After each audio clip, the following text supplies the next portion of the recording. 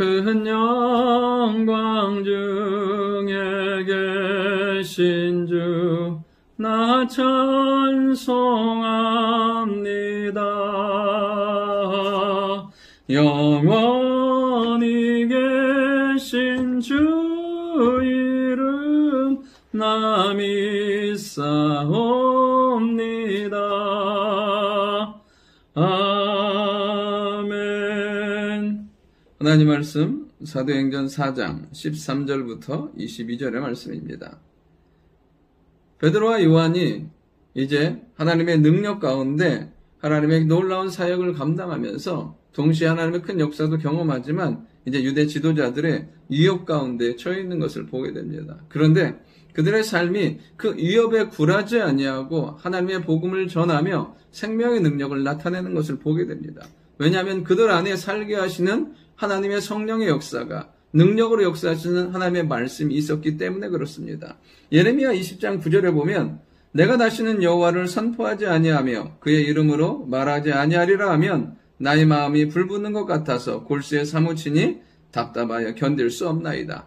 여러분, 예레미야 현실은 어떻습니까? 민족이 앞으로 하나님의 심판 가운데 바빌론에 멸망당할 거라고, 너희들이 바빌론에 항복하지 않으면 다 죽을 거라는 그 말씀을 전해야 됩니다. 근데 그렇게 전하다 보니까 계속 위협 가운데 있게 되는 것을 보게 됩니다. 그러니까 너무 어렵고 힘든 상황이죠. 그래서 포기하려고 하지만 두 가지, 너무 하나님의 말씀이 너무 뜨겁게 그의 삶 가운데 임하고 민족의 현실을 보니까 전하지 않을 수 없는 거죠. 그러니까 그 안에 그 불붙는 것 같은 그 마음이 그치지 아니하고 마지막 순간까지 하나님의 사명을 감당하는 것을 보게 됩니다. 오늘도 우리가 애쓰고 힘쓰고 살아내는 것보다 더 강력한 성령의 능력과 은혜로 말씀으로 사라지는 하루, 온전히 우리의 삶이 하나님의 인도 가운데 응답 가운데 사는 하루가 될 수 있기를 원합니다.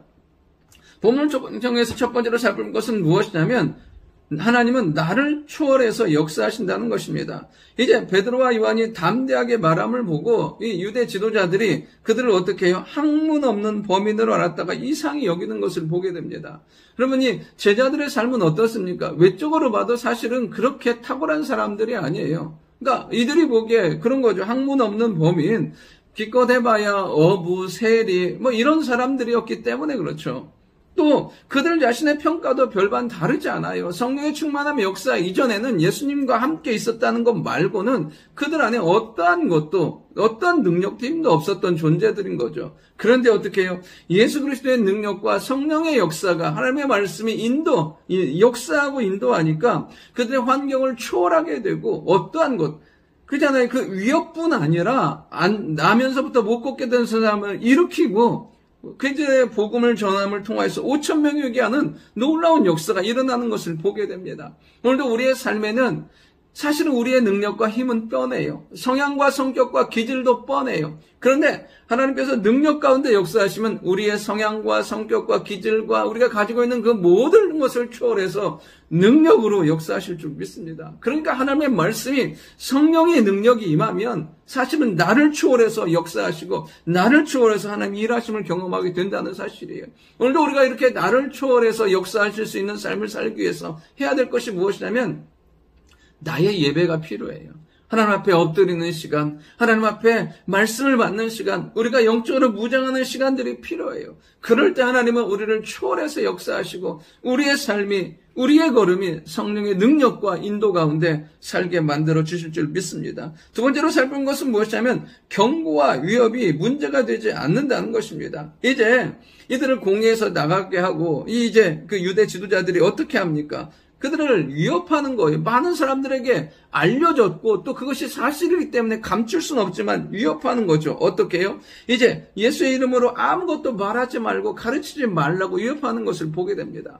이 제자들에게 성령의 충만함 이전에는 아마 그 말들이 정말 위협과 두려움이 됐을 거예요. 심지어 베드로는 어떻습니까? 그 계집종의 말에도 3번이나 예수님을 부인하고 저주했던 사람이잖아요. 그런데 그들에게 무엇이요? 성령의 충만함과 능력과 영광이 있으니까 사실은 그들의 위협이나 경고는 그 어떠한 것도 영향을 미치지 못하는 것을 보게 됩니다. 무엇보다 그들 안에 있는 성령의 충만함과 능력을 어찌할 수 없기 때문에 그렇습니다. 오늘도 우리가 하나님의 말씀과 성령이 충만하며 살아갈 때, 그러면 세상이 주는 두려움과 염려는 아무것도 아니게 된다는 거예요. 어떠한 영향도 미치지 못하게 된다는 사실입니다. 오늘도 우리 안에 불과 같은 성령의 능력이 있기를 원하며 하나님 주시는 말씀의 확신이 있고 믿음의 역사가 있어서 세상에 그 어떠한 것도 우리에게 영향을 주는 것이 아니라 영향을 끼치며 사는, 변화시키며 능력 가운데 승리하며 사는 우리가 될 수 있기를 원합니다. 마지막 세 번째로는요, 이제 그들이 하나님께 영광 돌리는 삶을 살게 된다는 것입니다. 19절에 보면 베드로와 요한이 대답하여 이르되 하나님 앞에서 너희의 말을 듣는 것이 하나님의 말씀 듣는 것보다 옳은가 판단하라. 여기서 중요한 게 하나 있으면 하나님의 말씀을 받으면 그 말씀이 우리의 삶을 견인하고 그 말씀이 세상의 분명한 기준과 우리의 삶의 힘의 근거가 된다는 사실이에요. 베드로가 요한이 뭐라고 말해요? 하나님의 말씀이 우리의 삶에 있다. 우리는 그 말씀을 순종하며 사는 것이 맞다. 확신하며 나아가는 것을 보게 됩니다. 정말 이제 이 시대 가운데 우리가 해야 될 것이 무엇인지 아십니까? 선명한 그 하나님의 말씀의 기준을 붙드는 거예요. 너무 말씀의 기준이 점점 모호해져 가고 있어요. 여러분, 이럴 땐 뭐냐면 그 내 기준으로 아니라 말씀의 기준에 사는 거예요. 예배 가운데 하나님 앞에 기도하며 그 말씀의 기준 붙들고 살아가는 삶이 복된 삶인 줄 믿습니다. 그리고 20절에 보면 우리는 보고 들은 것을 말하지 아니할 수 없다 하니, 그러면 그 말씀 가운데 은혜를 경험하면 그 말씀이 우리를 살게 해요. 그 말씀 가운데 나아가기를 원해요. 여러분, 예배의 영광과 은혜가 있잖아요. 그럼 예배를 향해서 달려간다니까요.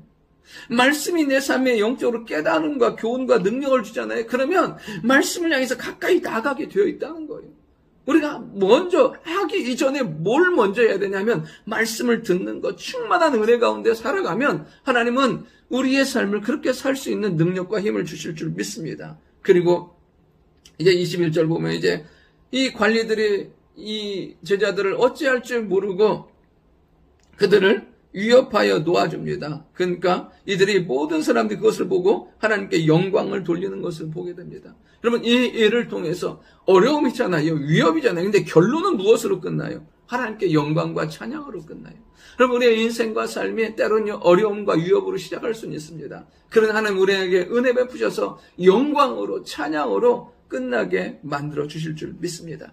좋으신 아버지 하나님, 주의 사랑과 은혜를 감사드립니다. 성령의 능력과 은혜로 나를 초월하여 역사하시는 주의 은혜 가운데 살게 도와주시고, 세상이 주는 위협과 두려움에 굴하는 것이 아니라 말씀으로 이기며 살아가게 도와주시고, 비록 어려움과 고통으로 시작했지만 마지막은 영광과 찬송으로 끝나는 우리의 삶이 되게 주여 인도하여 주옵소서. 감사드리며 살아계신 예수님의 이름으로 기도드립니다. 아멘.